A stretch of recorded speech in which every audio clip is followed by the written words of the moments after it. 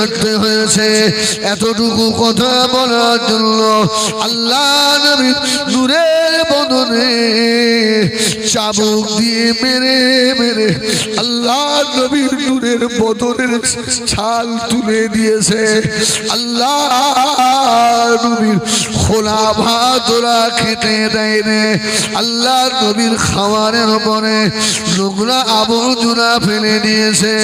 আল্লাহ নবী কাবার পাশে গিয়ে দুটো হাত তুলে আল্লাহ পাকের দরবারে ক্ষমা করে কেঁদেছে। আল্লাহ কেউ এরা আমাকে মানে না, আল্লাহ এরা আমাকে মানে, আল্লাহ এরা আমাকে কষ্ট দেয়। আল্লাহ ও এরা যত কষ্ট আমাকে দেয় আমি মেনে নেব আল্লাহ, তবে এরা যেন জাহান্নামী না হয়ে যায়। আল্লাহ আমার উপর দিয়ে জুলুম হয়ে যাক, এরা যেন একবার কলমা শরীফ পড়ে নিয়ে আল্লাহর জান্নাতি হয়ে যায়।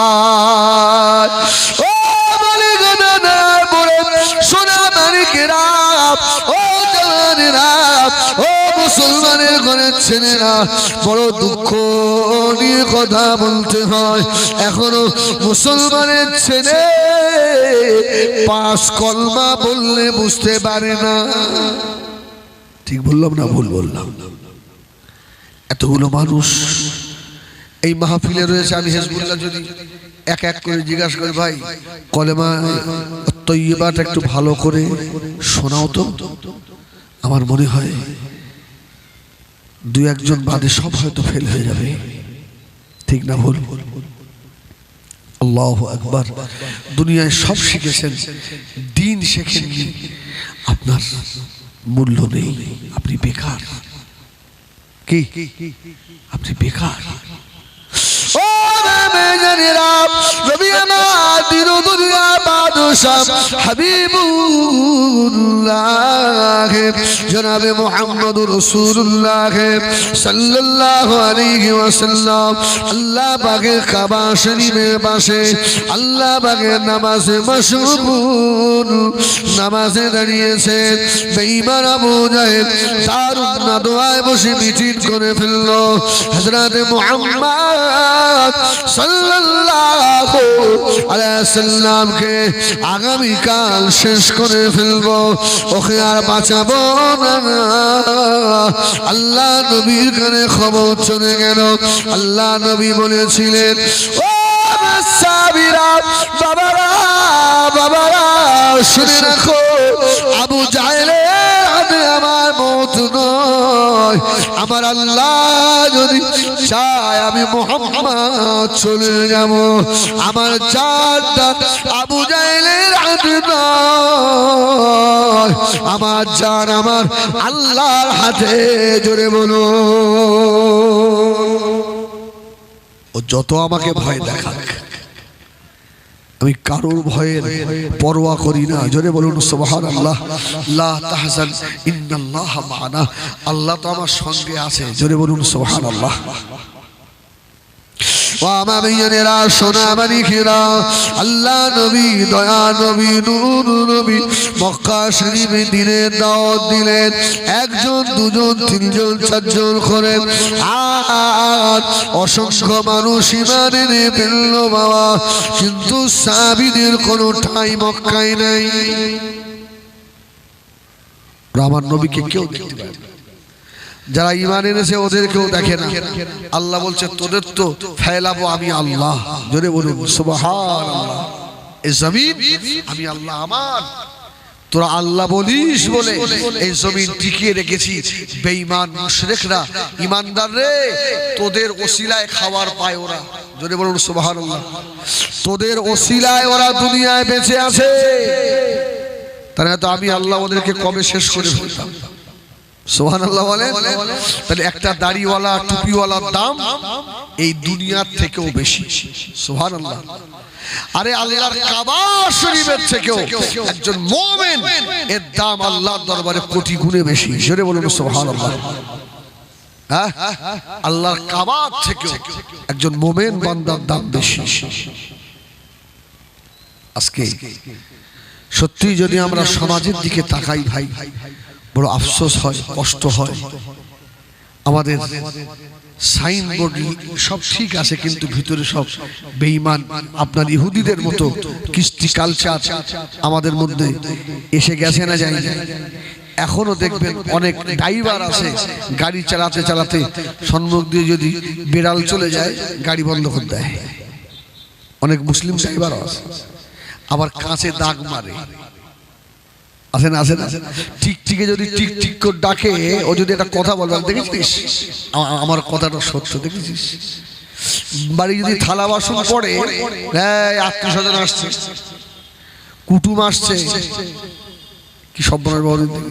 যদি বেড়াল বা কুকুর উঠোনে শুয়ে একটু গড়াগড়ি করে, যদি গা চুলকায়, বলে বাড়িতে বিপদ, কিন্তু বাড়িতে বিপদ।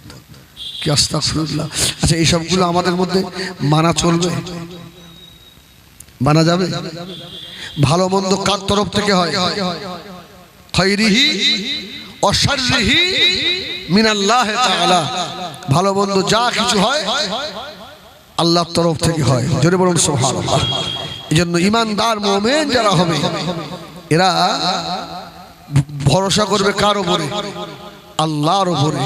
যেন একবার দরুদ শরীফ আল্লাহুম্মা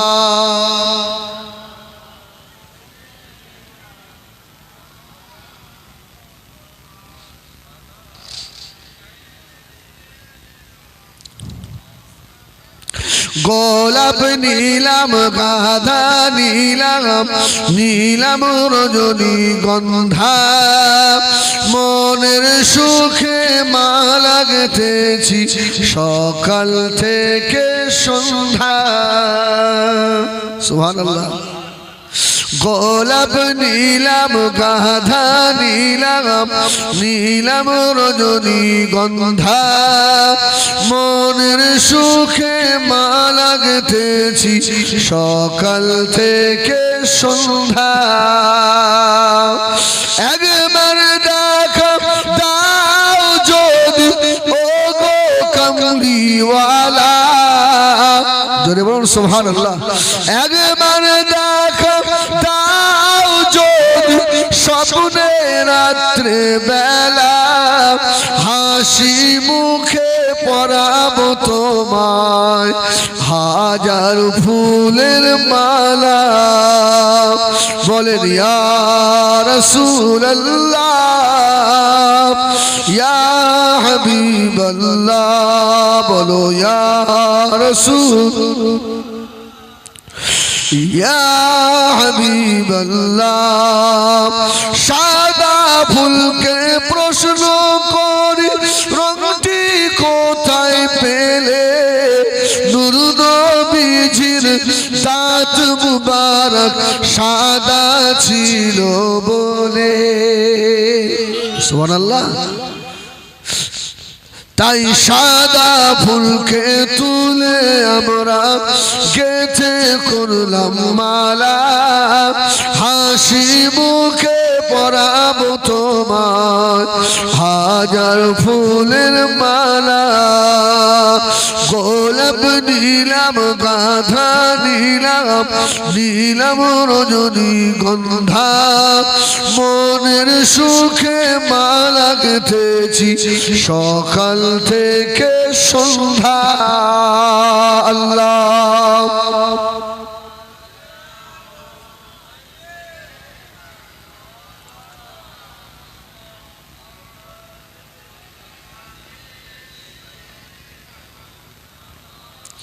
আমার দিনদার ইমানদার ভাইয়েরা, মুমিন মুসলমানের, এই জন্য সবসময় খেয়াল রাখতে হবে, যাই করি আমার শরীয়ত, আমার দিন যেন নষ্ট না হয়, আমার দ্বারা ক্ষতি না হয়।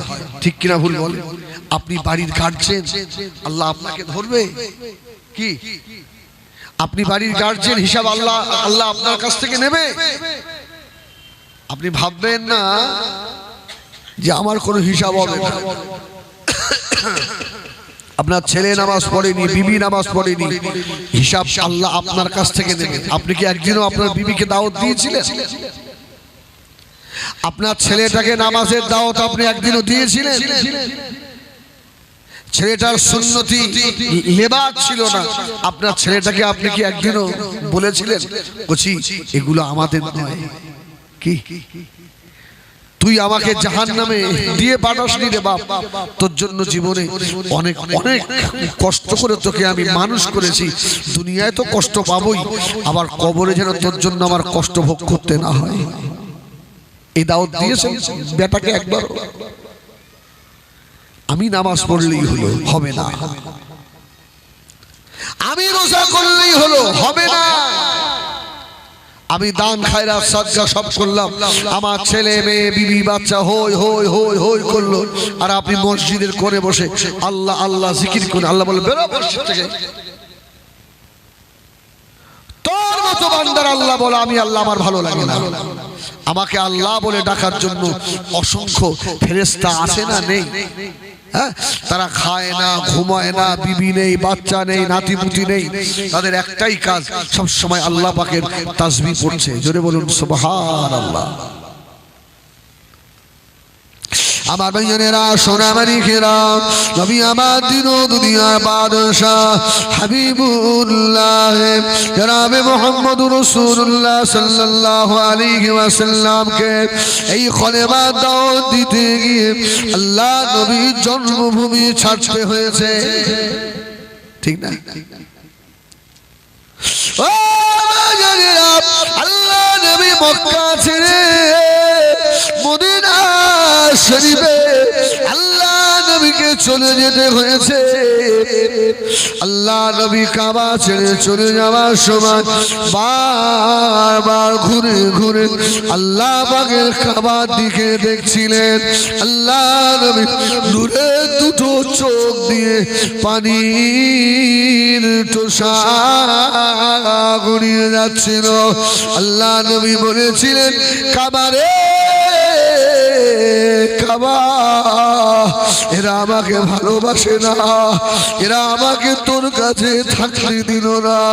আল্লাহ নবী আল্লাহ পাকের কাবা জড়িয়ে ধরে অঝর কেঁদেছিলেন। মক্কা থেকে মদিনায় চলে এলেন।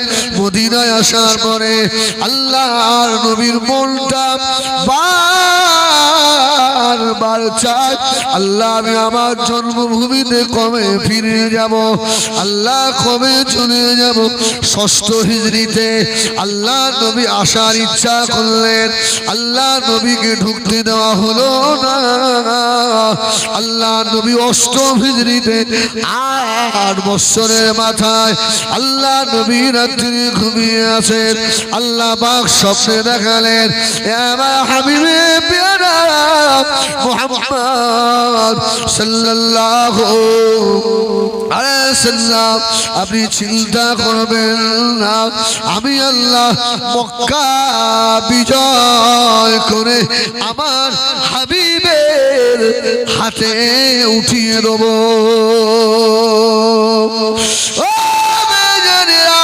আল্লাহ আমাকে বাইতুল মুকাদ্দাস নিয়ে কত বাচ্চা বেনার হারালো, ঠিক কিনা ভুল বলেন? কত বাচ্চা মা হারা হয়ে গেল, কত মা বাচ্চা হারা হয়ে গেল। তামা বিশ্ব তোলপাড় চলছে বাবা, তবে শুনে রাখো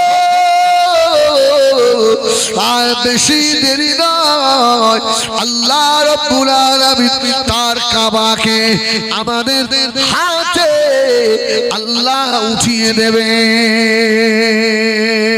শুধু মুসলমান তোমরা একটু ইমানের তলোয়ারে ধার দাও, ফজরের নামাজে উঠে আল্লাহ দরবারে দুটো হাত তুলে কাঁদো, আল্লাহ আমরা সহ্য করতে পারি না, আল্লাহ হিললে জমিন থেকে বাইতুল মুকাদ্দাস ঠেকানো সম্ভব নয়।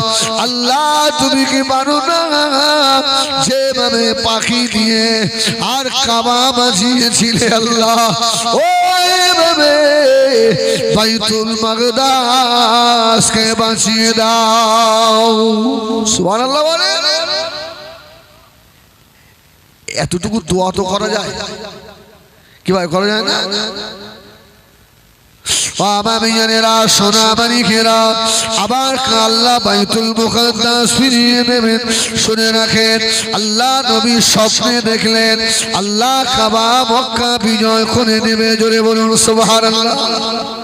রাসূল সকালে উঠে ফজরের নামাজ পড়ে সাহাবীদের বললেন, সাহাবীরা, আরে একটা খুশির সংবাদ আছে। সুবহানাল্লাহ বলে। আচ্ছা, আপনাদের গ্রামের মসজিদে ফজরের নামাজের পরে ইমাম সাহেব ঘুরে বসেন? শুধু এই গ্রামে নয়, তাম পৃথিবীতে সব ইমাম ঘুরে বসে। আমার রাসূলুল্লাহ ঘুরে বসেছে। সাহাবীরা কোন দিকে মাথা লড়ায় না, আল্লাহ রাসূলের মুখের দিকে তাকিয়ে থাকে। সুবহানাল্লাহ। আরে নবীদের স্বপ্নটাও ওহী। সুবহানাল্লাহ। নবীদের স্বপ্ন মিথ্যা হয় না। সাহাবীরা কোন স্বপ্ন দেখলে রাসূলুল্লাহকে বলতেন, রাসূল কিছু সাহাবীদের বলতেন, সব মুখের দিকে দেখ। আমার রাসূল বলছে, সাহাবীরা, আজকে একটা খুশির সংবাদ আছে। ইয়া রাসূলুল্লাহ বলেন। এই বলল, আল্লাহ আমাকে জানিয়েছে বাবা আজকে মক্কা বিজয় হবে। সুবহানাল্লাহ বলেন।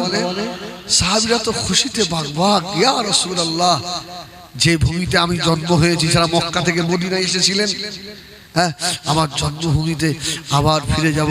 ইয়া রাসূলুল্লাহ, খাব্বাব, খবায়েব, এরা সব বলছে ইয়া রাসূলুল্লাহ। সাহাবীরা বললেন, ইয়া রাসূলুল্লাহ, কত মার খেয়েছি, শুধু এই কলমা লা ইলাহা ইল্লাল্লাহ প্রচারের জন্য জীবনে তো ভাবিনি আবার জন্মভূমিতে ফিরে যাব।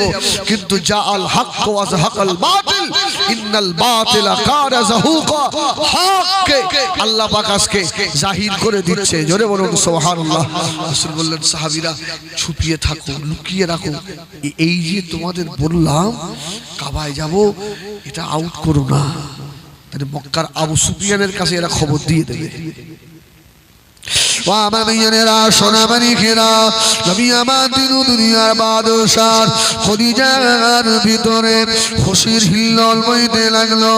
নবী আমার সাহাবীদের বললেন, ও বেজানেরা, ওই সাহাবীদের ভিতরে একজন সাহাবী ছিলেন।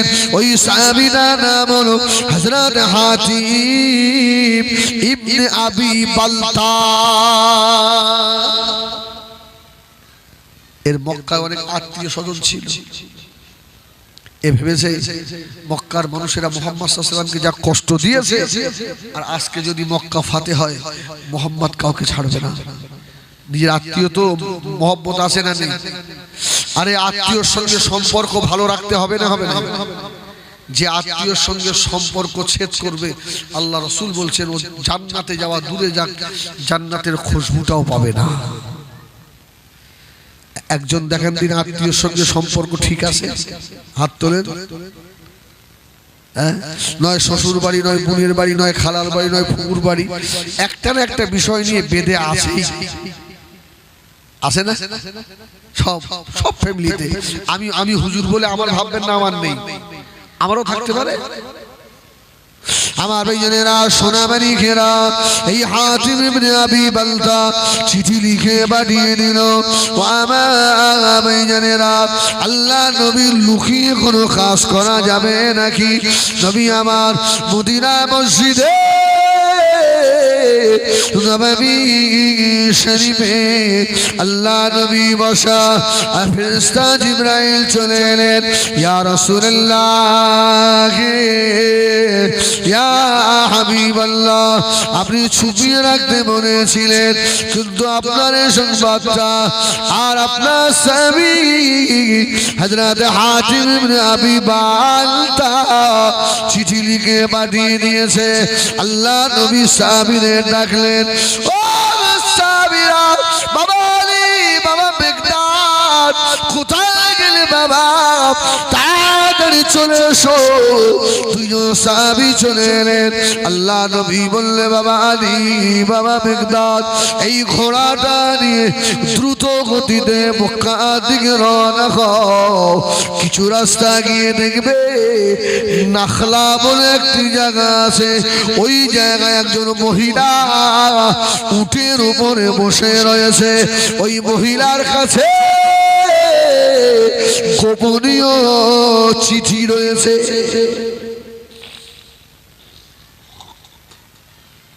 আলী ঘোড়া সওয়ার হবে, ছুটলেন।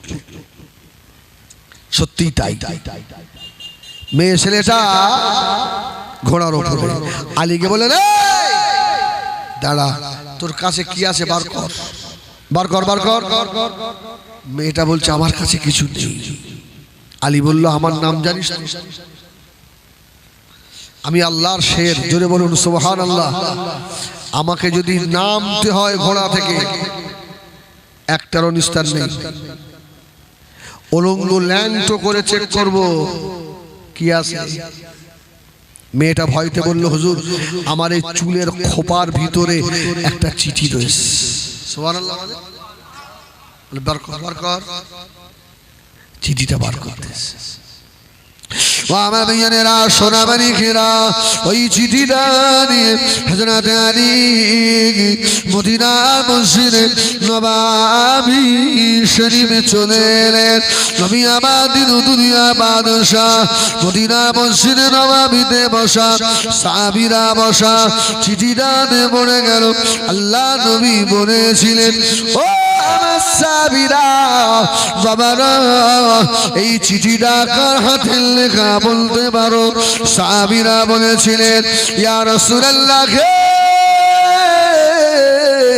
ইয়া হাবিবাল্লাহ, এই চিঠিটা আমরা দেখে বুঝতে পারি এই চিঠির লেখাটা অন্য কারো নয়, এই লেখাটা হলো হাতিম ইবনে আবি বালতার। হাতিম ইবনে আবি বালতা মদিনা মসজিদে নববী শরীফের এক কোণে চুপ করে বসে রয়েছে। হযরত ওমর ফারুক তলোয়ার হাতে করে নিয়ে ছুটে চলে গেল। ইয়া রাসূলুল্লাহ, ইয়া হাবিবাল্লাহ, একবার আপনি পারমিশন দেন, হাতিম ইবনে আবি বালতার গর্দান উড়িয়ে দেব।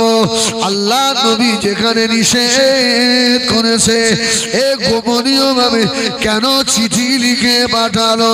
আল্লাহ নবী হাত তুললেন, বাবা ওমর রে, ও বাবা ওমর, কিছু বলো না বাবা, বলো না, ওকে ছেড়ে দাও বাবা ওমর। তুমি জানো না আমার হাতিম ইবনে আবি বালতা হলো আমি রাসূলুল্লাহর বদরি সাহাবী, ও যে বদরের যুদ্ধ অংশ নিয়েছিল।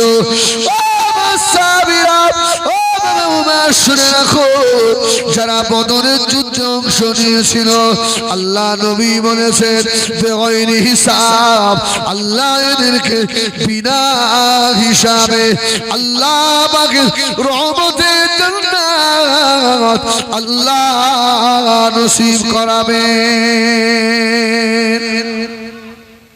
তুমি যদি ওকে মেরে দাও তাও আমার হাতিম ইবনে আবি বালতা আমার জান্নাতি সাহাবী, জোরে বলুন সুবহানাল্লাহ, ও জান্নাতে যাবেই। রাসূল বলল বাবা হাতিম ইবনে আবি বালতা, বাবা এই চিঠিটা কেন লিখলে বাপ? হাতিম ইবনে আবি বালতা বলছে ইয়া রাসূলুল্লাহ, বেয়াদবি মাফ করেন, আমার যে অনেক আত্মীয় মক্কায় রয়েছে নবী। আমার রাসূল বললেন ওমর, আয় ওমর, আত্মীয়র সঙ্গে সম্পর্ক রাখা এটাও তো ভালো, জোরে বলুন সুবহানাল্লাহ। ওর আত্মীয়র সঙ্গে তো সম্পর্ক রাখতেই চেয়েছে, কিন্তু আমার হাতিম ইবনে আবি বালতার যে মনে নেই আমি যে রহমাতাল লিল আলামিন নবী, জোরে বলুন সুবহানাল্লাহ। ওরা আমাকে মেরেছে বলেই আমি রাসূলুল্লাহ আজকে মক্কা ফাতে করে আবার ওদের ঘাড়ে মারব, এই আদর্শ আমি মুহাম্মদ আমার নয়, জোরে বলুন সুবহানাল্লাহ। আমার আদর্শ হলো যারা আমাকে মেরেছে ওদেরকে ক্ষমা করে দেওয়া, সুবহানাল্লাহ বলবেন না? আল্লাহু আকবার। আর আমাদের আদর্শ যদি কেউ এক ঘা মারে আমরা দু ঘা মেরে তাকে শোধ করে নিই না, নিই না। আল্লাহু আকবার। মসজিদের মধ্যে এখন মারপিট হচ্ছে, হয় না? কে সেক্রেটারি হবে, কে প্রেসিডেন্ট হবে? হ্যাঁ, কি লাভ ওখানে? লাভটা কি? জুম্মার দিন দেখা যাচ্ছে হুড়ুহুড়ি ঠেলাঠেলি মসজিদের মধ্যে শুরু হয়ে গেল। এরা মসজিদে কি করতে যায়? মসজিদের ভিতরে জোরে কথা বলা নিষেধ আছে। মিটিং করবেন মসজিদের বাইরে বসে বসে, মসজিদের ভিতরে নয়। কি মসজিদের বাইরে? ওখানেও ঝামেলা, হুড়ুহুড়ি ঠেলা ঠেলি বালিগাদা নারায়ণপুরে সব আল্লাহর ওলির বাস, এখানে ওই সব হয় না। এরা পুরো একদম ধোয়া তুলসীর পাতা, হয় নাকি? এখানে হবে না। আমার ভাইজানেরা, সোনা মানিকেরা, আল্লাহ নবী ওই তারিখে বলেছেন সাহাবীরা চলো বাবা আমরা মক্কা রওনা হব। আল্লাহ নবীর চাচা জান আবু সুফিয়ান সারা জীবন আল্লাহ নবীর সঙ্গে দুশমনি করেছিল। ও ভাইজানেরা, বেঈমান আবু সুফিয়ান খবর পেয়ে গিয়েছে আল্লাহ নবী মক্কা ফতেহ করতে আসছে। আবু সুফিয়ান মক্কা থেকে মদিনা শরীফে চলে এলো। হযরত মুহাম্মদ যেন আমাদের ক্ষমা করে দেয়। সুবহানাল্লাহ। এসে আবু বকরকে ভাই আবু বকর, এই আবু সুফিয়ান তুই আমার রাসূলুল্লাহর সারা জীবন দুশমনি করেছিস, আবু বকর একটু আমার নবীকে গিয়ে বল না যদি আজকে একটু ক্ষমা করে দেয়। আবু বকর বলল তোর জন্য আমি সরাসরি হব, তোর জন্যই উহুদ বদর খন্দক খাইবার সব জায়গায় তুই আমার নবীকে মারার প্ল্যান করেছিস। আলীর কাছে বলছে আলী তুমি একটু বলো না। উমারকে বলছে উমার, এই উসমান তুমি একটু বলো। উসমান বলছে এই যা গিয়ে আমার নবীকে বল আমার নবী ওই রকম নয় যে তোকে মারবে। জোরে বলুন সুবহানাল্লাহ। এই আবু সুফিয়ান তুই তো চাচা, একবার গিয়ে বলে দেখ না আমার রাসূলুল্লাহ তোকে ক্ষমা করে দেবে। সুবহানাল্লাহ বলে। আবু সুফিয়ান বলল আমি যাব না, আমার লজ্জা হচ্ছে, যাব না। আবু সুফিয়ান ফিরে চলে গেল।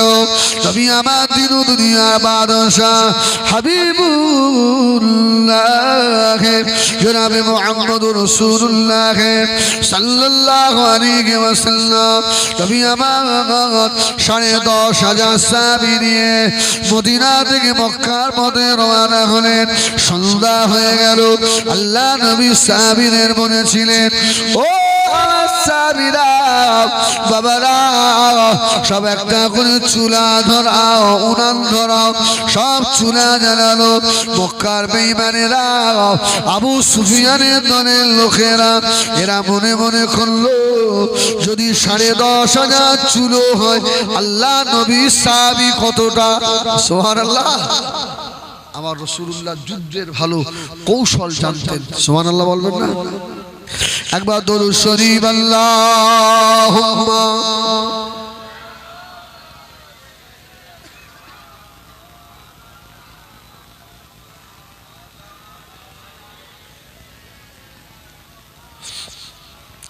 কোন একদিন এদেশের আকাশে কলেমার পতাকা দুলবে, সেদিন সবাই খোদারি বিধান পেয়ে দুঃখ বেদনা ভুলবে। সুবহানাল্লাহ সুবহানাল্লাহ। কি হবে না? কোন একদিন এদেশের আকাশে কলেমার পতাকা দুলবে, সেদিন সবাই খোদারি বিধান পেয়ে দুঃখ বেদনা ভুলবে। রবে না হাহাকার অন্যায় বিচার, সকলে শান্তিতে থাকবে। একাকিনী রমণী নির্জন পথে যাবে, কটু কথা কেউ কবে না, সেদিন আর নেই বেশি দূরে।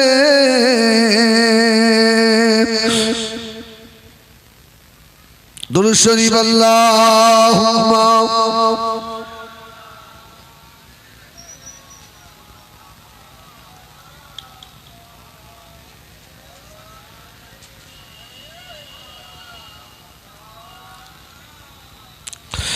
একবার তাকবীর দাও না, নারায়ে তাকবীর। আর একটু জোরে দাও নারায়ে তাকবীর। অসুবিধা হচ্ছে, নেমে যাব, নেমে যাই। আমাদের কোচি এসে গেছে। কে বলেন দিন? আমাদের কোচি, সুবহানাল্লাহ, খুব ভালো ছেলে আমাদের কোচি আব্বাস। আমি ওরে কোচি বলে ডাকি, আমাদের কোচি এসে গেছে। আল্লাহ, খুব সুন্দর নাত আপনাদের শোনাবে। আমি তো জাল ছেড়া পোলো ভাঙা নাত টাত বলতে পারিনি, বেকার। আমাদের কোচি শোনাবে, বুঝছেন না? আল্লাহ, দরুদ শরীফ আল্লাহুম্মা সাল্লি আলা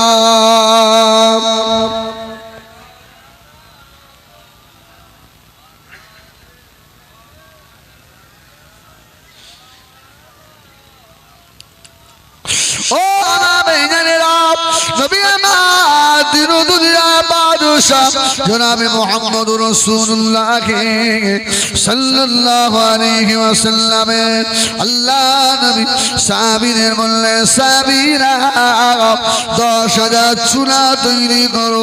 চুলা হয়ে গেল। বেঈমান আবু সুফিয়ান রাত্রিরে দেখে অবাক হয়ে গিয়েছে। বাঁচাবে না, বাঁচাবে না, মক্কা ছেড়ে পালিয়ে যা, বাঁচাবে না, বাঁচাবে না। হযরতে মুহাম্মদকে যা কষ্ট দিয়েছি, অনেক সৈন্য নিয়ে মক্কায় আসছে।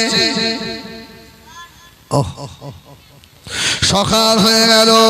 বেঈমান আবু সুফিয়ান আল্লাহ নবীর সঙ্গে দেখা করতে আসছে। রাস্তার মধ্যে দেখা হয়ে গেল। হযরত আব্বাস রাদিয়াল্লাহু তাআলা আনহুর সঙ্গে হযরত আব্বাসকে বললেন, ও হযরত আব্বাস, আমাকে একটু সুযোগ করে দে, আমি আল্লাহ নবীর সঙ্গে দেখা করব। ভাতিজা মুহাম্মদ সাল্লাল্লাহু আলাইহি সাল্লামের সঙ্গে দেখা করব। হযরত আব্বাস বললেন, তোকে যে নিয়ে যাব, তবে ভয় আছে রাস্তায় হযরত ওমর যদি দেখতে পায়, আর উপায় নাই। জোরে বলুন সুবহানাল্লাহ। এখন উমরের রাগ বেশি না কম? এই উমর যাকে ধরে আর তাকে ছাড়ে। আবু সুফিয়ান বলছে, সত্যি তো তাই। এ আব্বাস, তুই একটু আমার দায়িত্ব নিবি। জোরে বলুন সুবহানাল্লাহ। হয়তো আব্বাস বলল, চ, তোর দায়িত্ব আমি নিলাম। হযরত আব্বাস রাদিয়াল্লাহু তাআলা একটা গাধা নিয়ে এলেন। ওই গাধা পিঠে হযরত আব্বাস আগে বসলেন, আবু সুফিয়ান পিছনে বসে আর লুকিয়ে যাচ্ছে। এ ভাই, এই শীতের সময় যারা বাইকের পেছনে বসে, ওরা কি হাত বাবার করে দিয়ে বসে না? যে ড্রাইভার থাকে ওর পিছনে এইভাবে লুকিয়ে বসে থাকে, যাতে আর ঠান্ডা হাওয়াটা কম লাগে, তাই না? আবু সুফিয়ান ওইভাবে লুকিয়ে বসে রয়েছে। যেই উমারের ঘর পার হয়েছে, উমারের চোখ তো উমর দেখে ফেলেছে। তোর গাধার পিছনে কে কে রে? আবু সুফিয়ানের তখন একদম 1.5 টাকা বাঁশিকে শুধু যে ভাই আব্বাস বাঁচা, ভাই ভাই আমাকে একটু বাঁচা, ভাই আমাকে এই বের বের ফেললো। উমার তো একদম তলোয়ার খাড়া করে নিয়ে ছুটছে, আজকে তোকে মেরে দেবো। আব্বাস সঙ্গে সঙ্গে সম্মুখে দাঁড়িয়ে হাত বাড়িয়ে বলছে, মারবি না, ওকে আমি দায়িত্ব নিয়ে এসেছি যে তোর গায়ে কেউ হাত দেবে না। আজকে যদি উমার তুমি ওকে মারো, মুসলমানদের ইতিহাস খারাপ হয়ে যাবে। সারা জীবনের মতো ইতিহাস খারাপ হবে। হযরত ওমরের তলোয়ার আস্তে আস্তে নেমে গেল, যেন মুসলিম জাতির মাথা হ্যাট না হয়ে যায়। জোরে বলুন সুবহানাল্লাহ, নিচু না হয়। ও আমার ভাইয়েরা সোনাবাড়ি ঘেরা আল্লাহ নবী বসা আবু সুফিয়ান আল্লাহ নবীর কাছে গিয়ে দাঁড়ালো নবী আমার আবু সুফিয়ানের মুখে পানে তাকালে চাচা যান ও চাচা যান যত কষ্ট দিয়েছে আল্লাহ নবী তো দিনে প্রতিশোধ দিতে পারতেন না আল্লাহ আবু সুফিয়ানের মুখে পানে তাকিয়ে বলেছিলেন চাচা যান আর কত কাঁদাবে চাচা আর কত কষ্ট দেবেন চাচা আমি যে আপনার এতিম ভাতিজা আর কত কষ্ট দেবে বাবা আল্লাহ নবী মার বাঁচেন আমি আমার চাচা জানের কপালের দিকে তাকিয়ে দেখি যেন আমার চাচার কপালে ইমানি নূর চমকাচ্ছে জনে বলো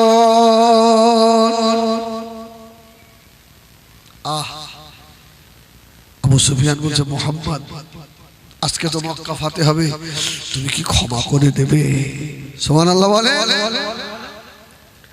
আল্লাহ নবী জবাব দিয়েছিলেন ও জান্নাত আমি প্রতিশোধ দেব নবী না আজকে আমি প্রতিশোধ নিতে যাচ্ছি না চাচা আজকে আমার ক্ষমা করার দিন জোরে বলুন সুবহানাল্লাহ আজকে আমার আনন্দের দিন ক্ষমা করার দিন আমি ক্ষমা করতে যাচ্ছি চাচা যান আপনার ঘরে যারা থাকবে ওদেরকে ক্ষমা করে দেবো আল্লাহর কাবায় যারা থাকবে ওদেরকে ক্ষমা করে দেবো যে যা ঘরে থাকবে ওদেরকে ক্ষমা করে দেবো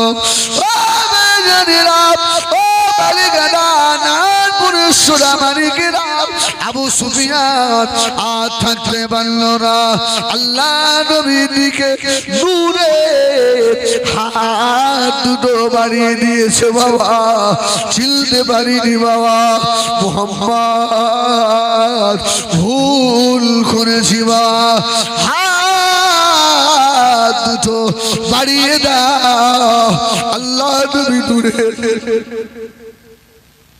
হাত দুটো বাড়িয়ে দিলেন আবু সুফিয়ান পড়ে নিয়েছিল কলমা লা ইলাহা ইল্লাল্লাহ লা ইলাহা ইল্লাল্লাহ লা ইলাহা ইল্লাল্লাহ মুহাম্মাদুর রাসূলুল্লাহ জোরে বলো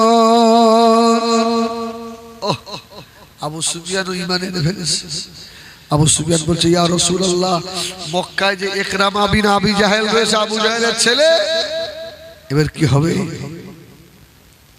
এত ঈমানের পাওয়ার সঙ্গে সঙ্গে হয়ে গেল আবু সুফিয়ান বলছে আমার কাছে যখন ঈমান আছে আমি আর কাউকে ভয় করি না আল্লাহ ছাড়া জোরে বলুন সুবহানাল্লাহ নবী আমার দিনুদুনিয়া বাদশা আল্লাহর নবী আবার মক্কা দিকে রওনা হলেন আল্লাহ কাবা যাবেন এমন তো সময় সেই বুড়ি মেয়ে ছেলে কোন বুড়ি বলবো না ছেড়ে দেবো বলবো না ছেড়ে দেবোটা যদি বলেন না বলেন তাহলে বলি